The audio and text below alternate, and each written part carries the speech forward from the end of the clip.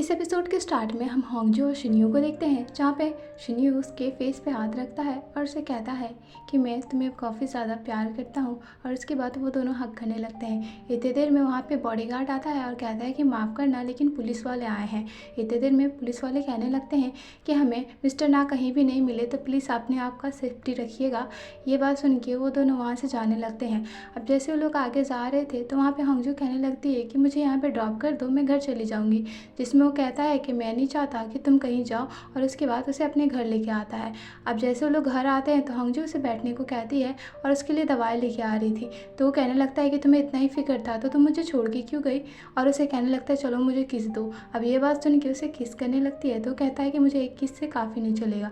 और उसके बाद वो लोग दोनों किस करने लगते हैं। इतनी देर में वो कंट्रोल नहीं हो रहा था तो होंगजू वहाँ से हट जाती है और कहती है कि हमें इतना ही किस करना चाहिए। इसके बाद वो दोनों ऑकवर्ड होकर एक दूसरे से अलग होने लगते हैं। इसके बाद हमारा सीन दिखाया जाता है जहाँ दोनों सो रहे थे, तो वहाँ पे दोनों को ही नींद नहीं आ रही थी, जिसकी वजह से होंगजू कहने लगती है कि मुझे लगता है कि कहीं और मुझे सोना चाहिए।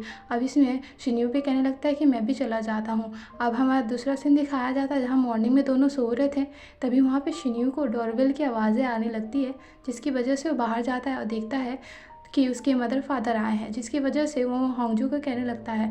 अब होंगजू ये बात सुन के काफ़ी ज़्यादा डरने लगती है और कहती है कि मुझे कहाँ छुपना चाहिए। वो कहने लगता है तुम मत छुपो, तुम जाके उससे मिलो। अब इसमें काफ़ी ज़्यादा डर जाती है और लोग रेडी शेडी होकर अपने मदर फादर से मिलने लगते हैं। तो वहाँ पे शिन्यू के फादर काफ़ी ज़्यादा गुस्से में थे होंगजू से, क्योंकि वो हॉस्पिटल मिलने नहीं आई थी, जिसकी वजह से वो काफ़ी ज़्यादा उसे सुनाने लगते हैं। तो वहाँ पे शिन्यू से चुप कराने की कोशिश करता है अपने फादर को, लेकिन उसके फादर काफ़ी ज़्यादा गुस्सा होने लगते हैं और कहते हैं कि तुम अकेले कैसे मेरी बेटी के घर में आ सकती हो। अब ये बात सुन के उसे काफ़ी ज़्यादा बुरा तो लग रहा था, लेकिन उसे कुछ नहीं कहती। तो ये बात से वहाँ पे शिन्यू से ले जाने की कोशिश करता है, लेकिन उसकी मदर उसे कहने लगती है मैं तुम्हारे फादर को यहाँ से लेके जाती हूँ। इसके बाद वो दोनों वहाँ से चले जाते हैं। यहाँ पे हमें शिन्यू की मदर को दिखाया जाता है, जो कि अपने हस्बैंड के ऊपर काफ़ी ज़्यादा गुस्से में थी और कहने लगती है कि तुम्हें होंगजू को ऐसे बोली की क्या ज़रूरत थी। जिसमें वो कहने लगता है क्यों ना बोलूँ, मेरा इकलौता बेटा है, मुझे कुछ हो जाता तो मैं क्यों उसे छोड़ता। जिसमें वो काफ़ी ज़्यादा गुस्सा होने लगती है। यहाँ पे हमें होंगजू को दिखाया जाता है, जो कि यून से मिलने आई थी। अब जैसे यून से मिलती है तो वहाँ पे पता चलता है कि उसकी आंटी भी वहाँ पे आई थी। अब ये चीज़ देख के वो काफ़ी ज़्यादा खुश हो जाती है। तभी आंटी कहने लगती है कि तुम्हें घर वापस आना चाहिए, जिसमें वो कहने लगती है कि नहीं मैं अभी नहीं आ सकती। इतनी देर में वहाँ पे शिन्यू आ जाता है। अब शिन्यू को देख के काफ़ी ज़्यादा हैरान हो जाती है, तभी वो आंटी से मिलाने लगती है। अब शिन्यू भी वो उनसे मिलकर काफ़ी ज़्यादा खुश हो जाता है। इसके बाद सीन शिफ्ट होता है जहाँ पे हमें ऑफिस का दिखाया जाता है, जहाँ पे एक लेडी आती है जो कि मिस माँ को खोज रही थी। अब मिस माँ को देख के काफ़ी ज़्यादा हैरान हो जाती है। तो वहाँ पे मिस्टर गोंग से कहने लगती है कि क्या तुमने इस लड़की की वजह से मुझे रिजेक्ट किया। जिसमें वो कहने लगता है नहीं नहीं ऐसी कोई बात नहीं, चलो बाहर चलते बात करते हैं। लेकिन वो मिस माँ से जाके गुस्सा होने लगती है और कहने लगती है कि तुम्हारी वजह से इसने मुझे डंप किया। उसके बाद वो दोनों का झगड़ा होने लगता है। ये चीज़ देख के काफ़ी ज़्यादा सभी लोग हैरान हो जाते हैं। इसके बाद हमारा सीन दिखाया जाता है जहाँ पे शिन्यू और होंगजू डेट पे आए थे, जहाँ पे शिन्यू काफ़ी ज़्यादा लवी डबी हो रहा था उसके साथ। तो वो दोनों वहाँ से जाते हैं आगे जाके। वहाँ पे शिन्यू कहने लगता है क्या तुम्हें ये जगह याद है जहाँ पे मैंने तुम्हें किस किया था, जिसमें कहने लगती नहीं। तो वो दोनों वहाँ पे किस करने लगते हैं। इसके बाद हमारा सीन शिफ्ट होता है जहाँ पे ऑफिस का दिखाया जाता है, जहाँ होंगजू अपने ऑफिस में आ गई थी। तो इतने देर में उसके कलीग्स से कहने लगते हैं कि तुम्हें पता है तुमने काफ़ी ज़्यादा चीज़ें मिस की है। अब मिस माँ उसे कहने लगती है कि चलो अपना काम पे ध्यान दो। इसके बाद हमें दिखाया जाता है जहाँ पे ब्रेक टाइम में वो लोग सारा बात उससे बता रहे होते हैं कि मिस्टर गोंग और मिस माँ एक दूसरे को डेट करेगी।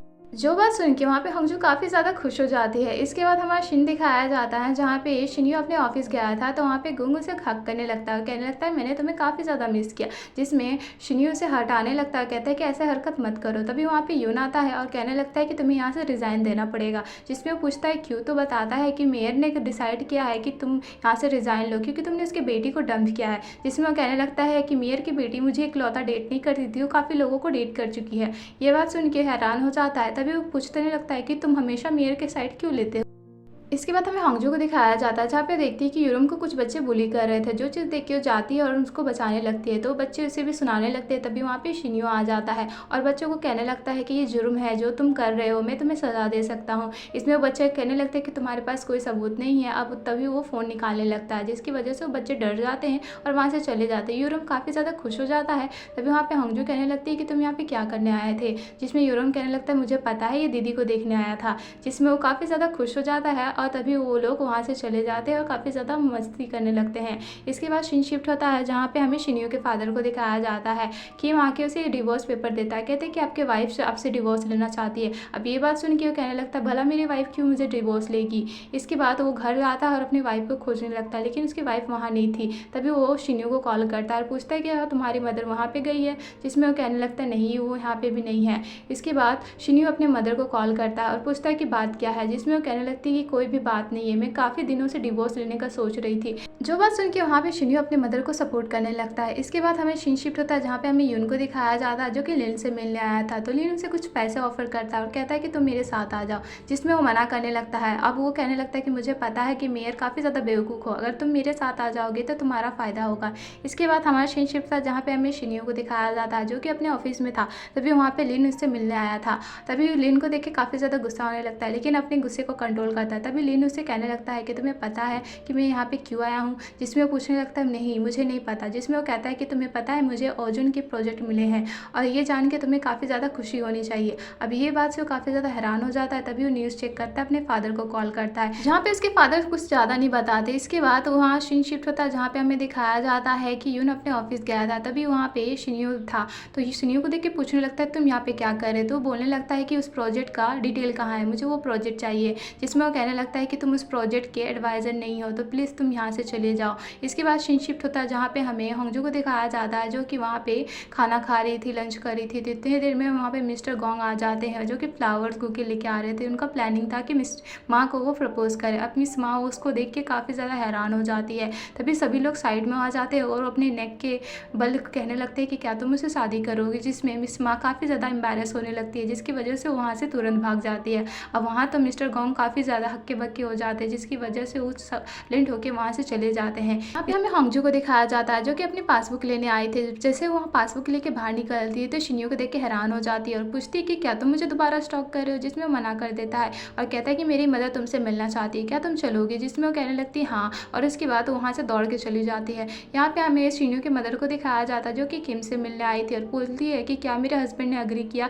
जिसमें वो कहने लगता है हाँ। इसके बाद वो नेक्स्ट सीन दिखाया जाता है जहाँ पे वो लोग डिनर कर रहे थे और वहाँ पे शिन्यो और होंगजू भी आ गए थे। तो होंगजू वहाँ पे उसकी मदर को एक गिफ्ट देती है, जो चीज़ देख के वो काफ़ी ज़्यादा खुश होने लगती है और कहती है कि ये मेरा काफ़ी ज़्यादा फेवरेट है, थैंक यू तुम्हारा कि तुमने मुझे ये दिया। इसके बाद शिन्यो और होंगजू वहाँ से चले जाते हैं। तो वहाँ पे मिस्टर किम सारा बात बता देता है कि आपके हस्बैंड की स्थिति अच्छी नहीं है। जो बात सुन के वो काफ़ी ज़्यादा हैरान हो जाती है, अपने हस्बैंड से मिलने जाती है, जहाँ पे उसके हस्बैंड काफ़ी ज़्यादा खुश हो जाते हैं उसे देख के और उसे हक करने लगते हैं। कहते हैं कि मुझे माफ़ कर दो, मैंने जो भी किया था।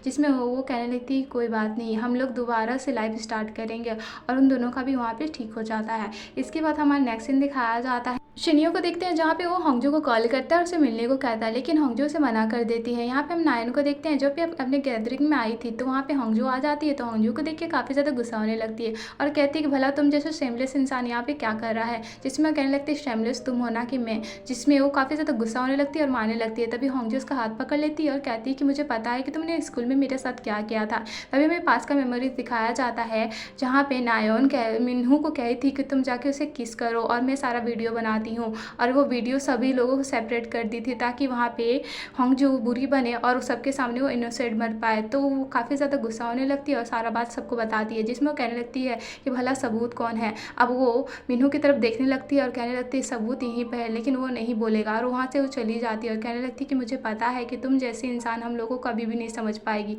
अब इसमें नायन को काफ़ी ज़्यादा गुस्सा होने लगती है। अब यहाँ पे दिखाया जाता है जहाँ पे यूरो अपने ग्रैंडफा के साथ जा रहा था, तभी वो किसी को देखते हैं तो वो अपने पोते को आगे भेज देते हैं। इसके बाद सीन शिफ्ट होता है जहाँ पे हमें शिन्यो को दिखाया जाता है जो कि वहाँ पे होंगजू का वेट कर रहा था। अब जैसे होंगजू आती है तो उसे फ्लावर गिफ्ट करता है। इसके बाद हमें घर का सीन दिखाया जाता है जहाँ पे उसे ब्रेसलेट पहनाता है और कहता है कि प्लीज़ मुझे छोड़ के वापस मत जाना। इसके बाद वो कपड़ा चेंज करके आती है तो उसे देख के काफ़ी ज़्यादा शाय होने लगता है और अपने आप को कंट्रोल खोने लगता है, जिसकी वजह से वो दोनों वहाँ पे नाइट स्पेंड करने लगते हैं और दोनों किस करने लगते हैं और इसके बाद वो दोनों इंटीमेट हो जाते हैं। इसके बाद हमारा नेक्स्ट सीन दिखाया जाता है मॉर्निंग का। जैसे शिन्यो उठता है तभी उसके पास फ़ोन आने लगता है जो कि उस नर्स लेडी का था और कहने लगती है कि मुझे पता है कि तुम होंगजू के साथ हो, लेकिन वो मना करने लगता है। इसके बाद वो दोनों वहाँ पे क्वालिटी टाइम स्पेंड करते हैं। हमारा सीन शिफ्ट होता है जहाँ पे हमें होंगजू को दिखाया जाता है, जहाँ पे शिन्यो उसे कॉल करता है और उसे कहता है कि मुझसे जल्दी मिलने आना, जिसमें वो कहती है हाँ। तभी वहाँ पे यूरुम के ग्रैंडपा आ जाते हैं, जिसकी वजह से वो दोनों वहाँ पे बात करने लगते हैं। तो वहाँ पे बॉडीगार्ड को भेज देती है लंच करने के लिए। अब जैसे बॉडीगार्ड वहाँ से चले जाते हैं, इसके बाद सीन शिफ्ट होता है जहाँ पे हमें शिन्यो को दिखाया जाता है, जहाँ पे बॉडीगार्ड उसे कॉल करते हैं और कहते हैं कि होंगजू गायब है। अब ये बात सुन के पुलिस वालों को कॉल करता है, जहाँ पे उसे लोकेशन मिल जाती है। यहाँ पे हम मिस्टर ना को देखते हैं, जो कि वहाँ पे पूजा वगैरह कर रहे थे। अब हमें पीछे से दिखाया जाता है जहाँ पे शिन्यू उस लोकेशन में दौड़ते दौड़ते जा रहा था। और इसके बाद हम होंगजू को देखते हैं, जो कि वहाँ पे बेहोश पड़ी हुई थी और मिस्टर ना उसे काफ़ी हैवानियत नज़रिए से देख रहे थे। इसके बाद हमारा सीन यही कट हो जाता है। Thank you for watching guys.